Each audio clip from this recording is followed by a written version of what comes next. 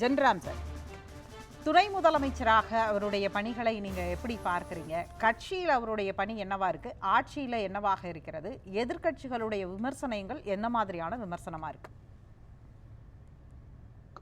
கட்சியில அவர் இளைஞர் அணி பொதுச் செயலாளர், இளைஞர் அணி செயலாளராக பொறுப்பேற்றார். அதற்கு பிறகு இளைஞர் அணியில கொஞ்சம் தீவிரமாக பணியாற்றினார். திராவிட இயக்க பாசறைகள் கூட்டம் நடத்தினாரு. இளைஞர்களை பெருமளவு கட்சிக்குள்ள சேர்த்தாரு. பிற அணிகளுக்கும் இளைஞர் அணிக்கும் இடையில உண்டான உறவை இணக்கமாக்கினார். ரொம்ப நெருக்கமாக அந்த உறவை கொண்டு வந்தாரு. கட்சியோடும் இளைஞர் அணிக்கும் இருக்கக்கூடிய உறவு இந்த தலைமுறை மாற்றங்களின் போது பல கட்சிகள்ல கஷ்டங்கள் வருவதை, கடினமான சூழல் நிலவுவதை பார்க்க முடியுது. அந்த மாதிரி எதுவும் இல்லாம அவர் அந்த ப்ராசஸையும் தெளிவாக செய்திருக்கிறார்னு தான் நினைக்கிறேன்.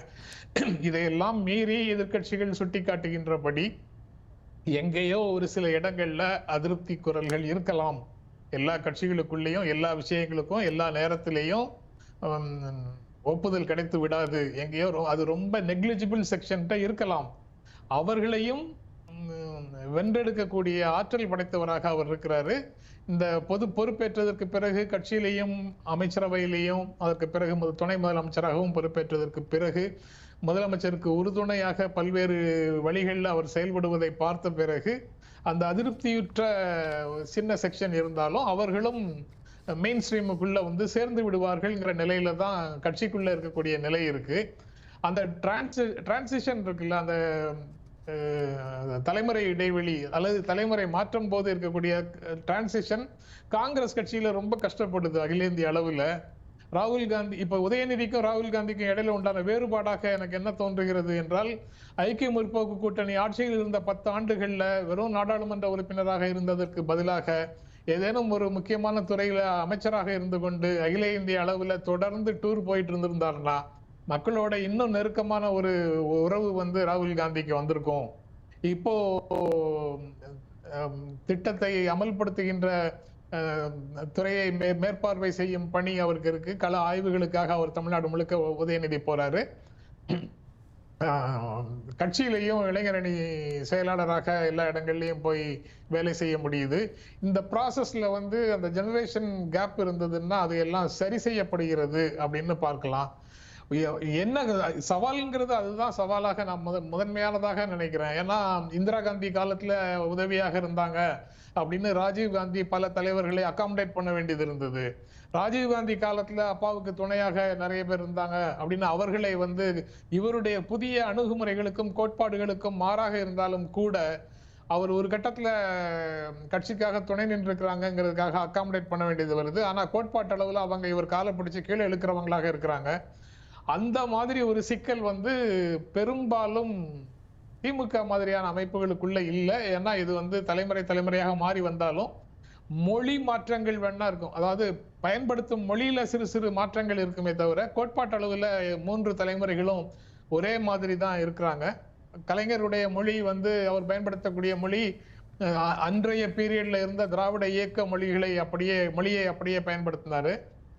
இன்றைக்கு முதலமைச்சர் மு.க. ஸ்டாலின் ஒரு யூனிவர்சல் அப்பீல், திராவிட இயக்கத்தை சார்ந்தவர்கள் மட்டும் இல்ல அனைத்து தரப்பு மக்களையும் ஈர்க்கக்கூடிய வகையில ஒரு பொதுவான மொழியில கருத்துக்களை பகிர்ந்து கொள்கிறார். அது முதலமைச்சர் என்ற முறையில அது ரொம்ப சிறப்பாகவும், திமுக தலைவர் என்ற முறையில தொண்டர்களுக்கு எழுதக்கூடிய கடிதங்கள் கூட கலைஞருடைய மொழியிலிருந்து வேறுபட்டு ஒரு யூனிவர்சல் அப்பீலோட இருக்கிற மாதிரி இருக்குது.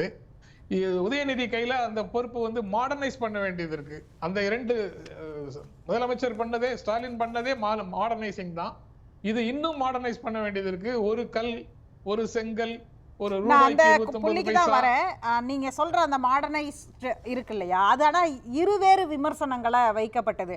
இவர் ஒரு அமைச்சராக இருக்கிறார், ஆனால் இவர் ஒரு சீரியஸ் பொலிட்டீஷியன் இல்லை, இவர் ஒரு சீரியஸான அரசியலை இன்னும் கையில் எடுக்கலை, ரொம்ப ஃபன்னாக பண்ணுறாரு அப்படிங்கிற விமர்சனங்கள் சமூக வலைதளங்களில் அவர் செங்கலை தூக்கிய போதும் முட்டையை தூக்கிய போதும் வைக்கப்பட்டது இல்லையா?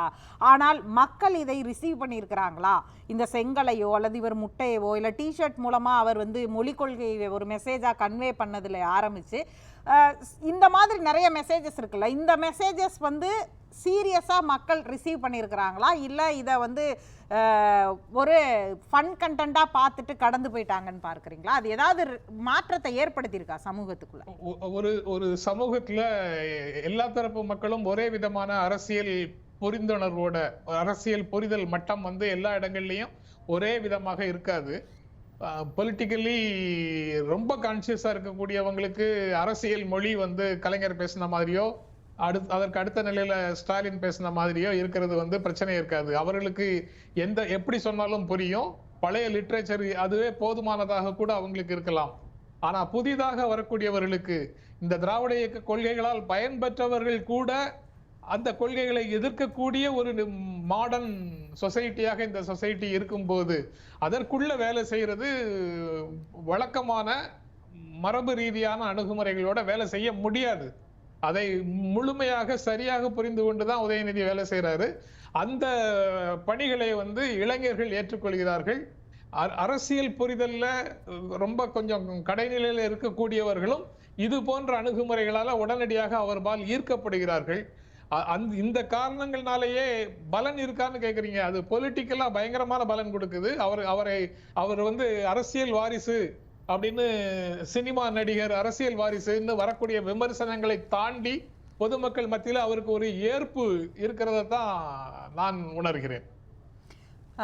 கட்சி ரீதியாக அவரை ஏற்றுக்கொண்டது, ஆனால் ஆட்சி ரீதியாக அவருடைய பணிகள், களத்தில் அவருடைய அரசியல் என்னவாக இருக்கிறது? துணை முதலமைச்சர் ஆனதுக்கு அப்புறம் அவருடைய பணிகள் எப்படி இருக்குன்னு பார்க்குறீங்க? எதிர்கட்சிகள் குடும்ப அரசியல், வாரிசு அரசியல், அவருக்கு மட்டுமே பிம்பம் கொடுக்கறாங்க, கேமரா போக்கஸ் அவர் பக்கமே இருக்கு அப்படின்னு எதிர்கட்சி தலைவர்லாம் விமர்சிக்கிறார் இல்லையா? அந்த மாதிரி தான் அது இருக்கா? இல்ல, பொறுப்புல இருக்கக்கூடியவங்க நோக்கி தானே இருக்கும். முதலமைச்சர் போனா முதலமைச்சர் மேல இருக்கும், துணை முதலமைச்சர் போனா துணை முதலமைச்சர் மேல இருக்கும், எதிர்கட்சி தலைவர் போனா எதிர்கட்சி தலைவர் மேல இருக்கும். ஒரு எம்எல்ஏ கூட வந்தாலும் எம்எல்ஏ பக்கம் ஊடக வெளிச்சம் இருந்து எதிர்கட்சி தலைவர் மேல இல்லாமல் இருக்குமா? அப்படி இருந்தால் எதிர்கட்சி தலைவரால் ஏற்றுக்கொள்ள முடியுமா? அதே மாதிரிதான் துணை முதலமைச்சர் போனார்னா ஊடக வெளிச்சம் அவரை நோக்கி தான் இருக்கும்.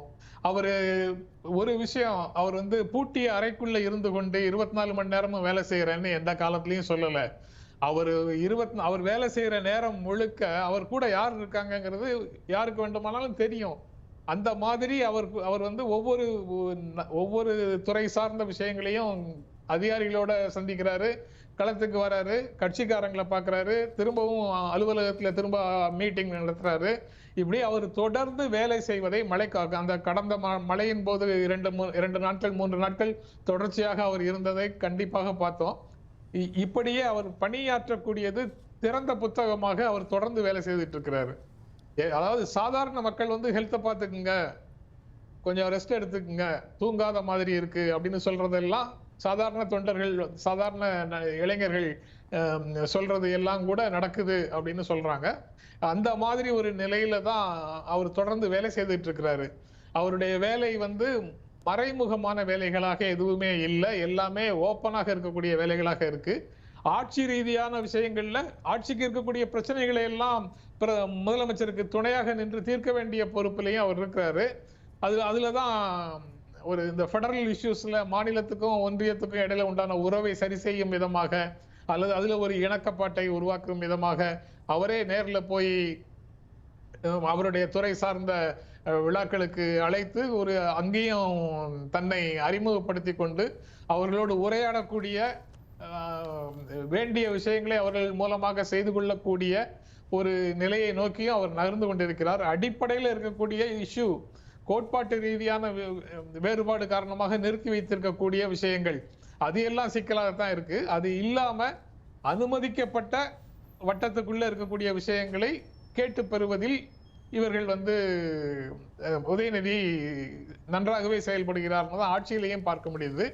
கொள்கை அளவுல பாக்குறதாக பார்த்தாலும், கொள்கை அளவுல எல்லோருக்கும் எல்லாம் அப்படிங்கிற சமூக நீதி, திராவிட மாடல் கொள்கைகளை முன்னெடுத்துட்டு போறதில்ல. அவர் கட்சி ரீதியாக செய்த வேலைகளை போலவே ஆட்சிக்குள்ளேயும் அவர் வேலை செய்யறாரு. பேசிட்டு இருக்கிறாரு. அந்த எல்லா பிறந்த இடங்கள்லயும் நாள் எல்லா கூட்டத்துல அவர் பேசும்போது சொல்றாரு 7வது முறையாக மீண்டும் திராவிட மாடல் அரசு அமையும்ன்றார். அப்ப அவருக்கு அதுல இருக்கக்கூடிய சேலஞ்சஸ், இந்த தேர்தல்ல ஒரு துணை முதலமைச்சராக அல்லது கட்சிக்கு வந்து அடுத்த கட்டத்தை நோக்கி நகர்த்துறதுக்கு அவர் முன்னாடி மீண்டும் இந்த ஆட்சியை தக்க வைக்க இருக்கக்கூடிய சேலஞ்சஸ், கடுமையான விமர்சனங்கள் பல்வேறு பக்கத்துல இருந்தும் வருகிறது. அந்த விமர்சனங்களை எப்படி எதிர்கொள்ள போகிறார், அதற்கு என்ன மாதிரி வியூகம் வைத்திருக்கிறதா பார்க்கிறீங்க? அந்த கட்சியில வந்து வாரிசு அரசியல் வந்தது, குடும்ப அரசியல் வந்தது, அவருக்கு பிறகு அவருடைய மகனையே நிலைநிறுத்திக் கொள்கிறார் முதலமைச்சர் அப்படிங்கிற மாதிரி விமர்சனங்கள் எல்லாம் வேர்பிடிக்கவில்லை மக்களிடம் அப்படிங்கிறது தெளிவாக தெரியுது. அவருக்கு சென்ற இடமெல்லாம் அவருக்கு வரவேற்பு இருப்பதை பார்க்க முடியுது. அதனால அந்த மாதிரி விமர்சனங்கள் எடுபடாது அப்படிங்கிறது ரொம்ப தெளிவாக தெரியுது. ஏன்னா சமீபத்தில் நடந்த சட்டப்பேரவை தேர்தலில் கூட அந்த மாதிரி வாரிசு, ஊழல் போன்ற பல்வேறு குற்றச்சாட்டுகளை நேரடியாக எதிர்கொண்ட ஹேமந்த் சோரன் வந்து அபரிதமான இடங்களை பெற்று வெற்றி பெற்றிருக்கிறார் அப்படிங்கிறத பார்க்க முடியுது. அங்கேயும் மற்ற மாநிலங்கள்லயும் அது அது அதே மாதிரியான நிலைமையில தான் இருக்குது. நலத்திட்டங்கள் முறையாக மக்களிடம் போய் சேர்ந்தால், அதனுடைய கருத்துக்கள் மக்களை பற்றி கொண்டால் அது ஒரு பெரிய சக்தியாக வடிவெடுக்கும் அப்படிங்கிறத இந்த சட்டப்பேரவை தேர்தல்கள்ல சில மாநிலங்கள்ல பார்த்தோம். ஹரியானா, மகாராஷ்டிரா, ஜார்க்கண்ட் பார்த்தோம். அதெல்லாம் ஒரு திட்டத்துக்கே அந்த மாதிரி செல்வாக்குன்னா, இங்க வந்து நட்சத்திர திட்டங்களாக 5 திட்டங்களை உதயநிதி குறிப்பிடுறாரு, முதலமைச்சரும் குறிப்பிடுறாரு. எல்லாருக்கும் தெரிந்ததாகத்தான் அந்த 5 திட்டங்களும் இருக்கு. அந்த 5 திட்டங்களுக்கு நிச்சயமாக சேலஞ்சஸ் எல்லாம் தாண்டி ஆட்சிக்கு வருவதற்கான வாய்ப்பு பிரகாசமாக இருக்கு. புதிய பழைய அரசியல் எதிர்த்தரப்பை எதிர்கொள்வதற்கு அவர் வந்து தன்னை தயார்படுத்தி கொண்டிருக்கிறார். அந்த வேலையை அவர் இன்னும் எக்ஸ்பர்டைஸோட ரொம்ப சீக்கிரமாக செய்வார்னு நான் நினைக்கிறேன். இப்போவும் செய்துட்டு இருக்கிறார் எக்ஸ்பர்டைஸோட. இன்னும் கூடுதலான எக்ஸ்பர்டைஸோட அவர் களத்துல நிற்பார். தேர்தல் நெருங்க களத்தில் நிற்பார்னு தோணுது. பேசலாம்.